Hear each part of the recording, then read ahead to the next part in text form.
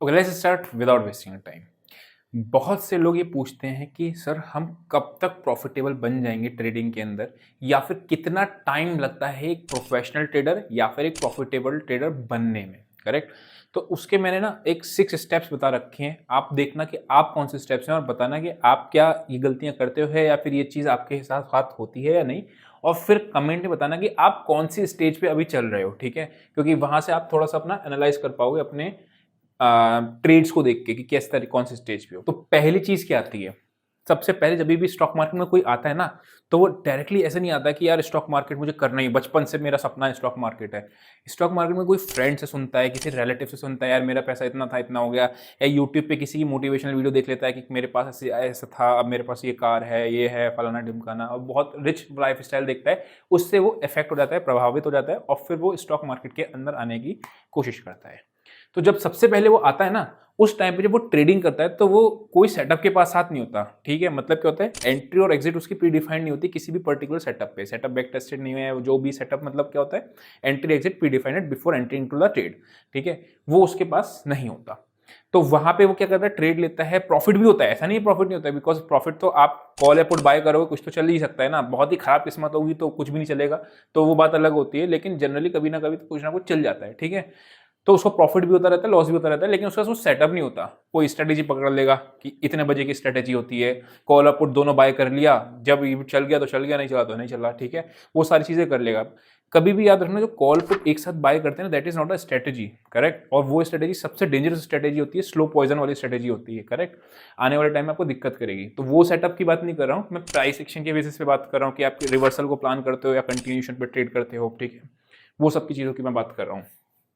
तो सबसे पहली स्टेज होती है जिसमें आपके पास कोई सेटअप नहीं होता, आप ट्रेड लेना शुरू करते हो, आपको फील आता है, आपको लगता है न्यूज बेस्ड ट्रेड ले लेते हो, बाहर का न्यूज अच्छा है खराब है, डाउ ग्लोबल वगैरह देख के फलाना ढिमकाना है, किसी भी ट्रेडर को मैं फिर बता रहा हूँ, आप मुझे भी फॉलो करते हो और मेरे ट्रेड्स को भी कॉपी करते हो, तो भी आप सेटअप के साथ ट्रेड नहीं कर रहे हो। अभी मैं अभी बात कर रहा हूँ किसकी, प्रोफेशनल ट्रेडर बनने की, कि प्रोफेशनल ट्रेडर कैसे बनते हैं, कि उसकी स्टेजेस जो है। तो वो प्रॉफिट एंड लॉस जो है आपका विदाउट एनी सेटअप, खुद का सेटअप आप ट्रेड करते हो, ठीक।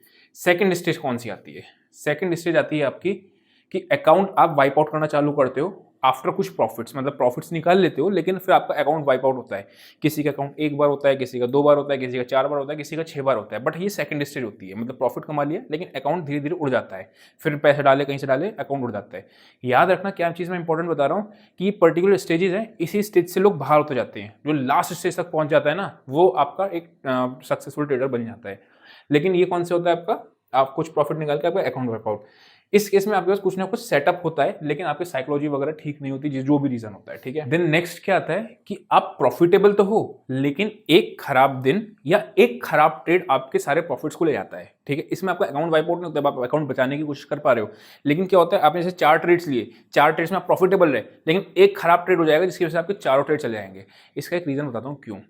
जो आपने 4 ट्रेड से प्रॉफिट बनाया ना, वो सही प्रॉफिट नहीं है, मैं ध्यान समझना, ये ना बहुत इंपॉर्टेंट है। मतलब मैं 5-5 हज़ार रुपये 4 ट्रेड से बनाए और एक ट्रेड में 20 हज़ार रुपये मैंने लॉस कर दिया। इसका मतलब जो 5 हज़ार रुपये आ रहे हैं ना, उसमें या तो मेरी पोजिशन साइजिंग गलत है, ध्यान समझना, या तो मेरी पोजिशन गलत है जो प्रॉफिट आया है, या फिर मैंने क्या करा, होल्ड करा, कोई भी रीजन हो, वो प्रॉफिट प्रॉपर नहीं आया।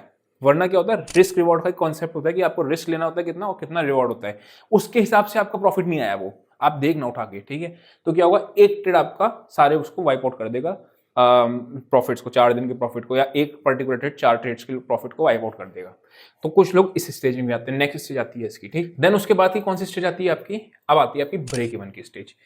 यहाँ पे क्या होता है, लोग प्रॉफिट भी बनाते हैं, रिस्क रिवॉर्ड फॉलो करते हैं, सेटअप भी होता है, सब चीज़ें करते हैं, लेकिन क्या होता है, सेटअप बहुत नीश, बहुत अच्छा सेटअप नहीं होता है किसी भी कारणवश, जो भी होता है, लेकिन वो अपना रिस्क रिवॉर्ड है, अपनी साइकोलॉजी की वजह से जीतना शुरू कर देते हैं और ब्रेक इवन पे जाते हैं। मतलब ना ही प्रॉफिट होता है उनको एंड ऑफ द मंथ, ना ही लॉस होता है, थोड़े बहुत चार्जेस रिकवर हो जाते हैं, थोड़े बहुत चार्जेस लग जाते हैं, वो आता है।